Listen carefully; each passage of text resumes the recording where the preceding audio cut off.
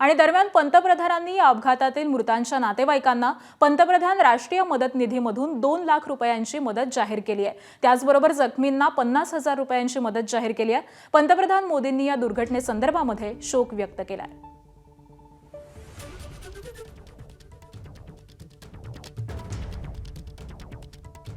मुख्यमंत्री देवेंद्र फडणवीस यांनी ST bus दुर्घटनेमधील मृतांना श्रद्धांजली अर्पण केली।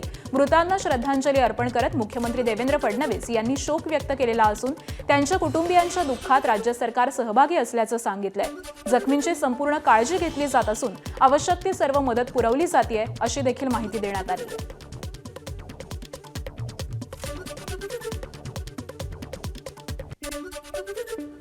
बारडोली इथं झालेल्या भीषण अपघातामध्ये बस चालक घनश्याम बरकले यांचा मृत्यू झालाय, तर कंडक्टर सोपान नामदेव क्षीरसागर सुखरूप बचावले असल्याची माहिती एसटी मंडळाच्या अधिकाऱ्यांनी दिली आहे। तर या अपघातामध्ये 7 प्रवाशांचा मृत्यू झालेला असून 40हून अधिक प्रवासी जखमी झालेत। जखमींवरती बारडोली इथल्या रुग्णालयामध्ये उपचार सुरू आहेत। दरम्यान पाचरा इथून बसमध्ये बसलेले मधुकर यशवंत पाटील यांचा अद्यापही शोध लागलेला नाहीये।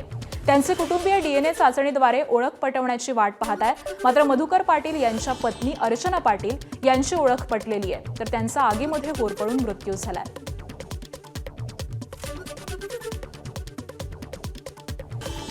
शेतकरी नेते विजय जावंधिया यांनी केंद्रीय गृहमंत्री अमित शहा यांना पत्र लिहून सर्व पिकांना हमीभाव देण्याची मागणी केली आहे। ऊसाच्या वाढत्या एफआरपी प्रकरणात साखर कारखान्यांच्या साखरेचं किमान विक्री मूल्य वाढवून देण्याची मागणी महाराष्ट्र सरकारनं केंद्र सरकारकडे केली आहे। ऊस उत्पादक शेतकऱ्यांची आणि साखर कारखानदारांची काळजी करतानाच इतर पीक उत्पादित करणाऱ्या शेतकऱ्यांकडे देखील लक्ष द्या। महाराष्ट्र आणि केंद्र सरकारनं शेतकऱ्यांमध्ये असा दुजाभाव करू नये अशी मागणी शेतकरी नेते विजय जावंधिया यांनी सहकार मंत्री अमित शहा यांना पत्र पाठवून केलेली आहे। त्यांच्याशीच बातचीत केली आमच्या प्रतिनिधींनी, पाहूयात।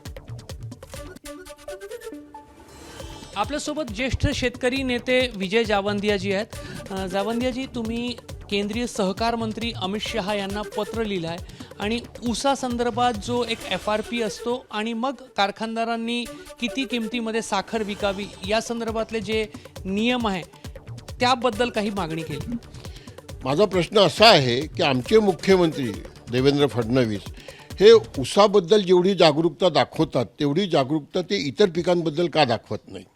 उदाहरणार्थ, त्यांचा तर्क जो आहे अमित शहांशी आणि भारत सरकारशी बोलताना तो हा आहे की ऊसाची एफआरपी ही 2019 नंतर जवळपास 29% वाढलेली आहे आणि साखरेला जी एमएसपी आहे, मिनिमम सेलिंग प्राईस, म्हणजे कारखान्यांना एक तर कोटा जाहीर होतो, फ्री मार्केट नाही आहे, सरकार कोटा जाहीर करतं आणि ती साखर कोणत्या भावाने विकावी हे सरकारच ठरवतं। त्याच्यामध्ये असं आहे, मिनिमम सेलिंग प्राईस म्हणजे 31 रुपयाच्या कमी किमतीत कुठलाही कारखाना साखर विकू शकत नाही।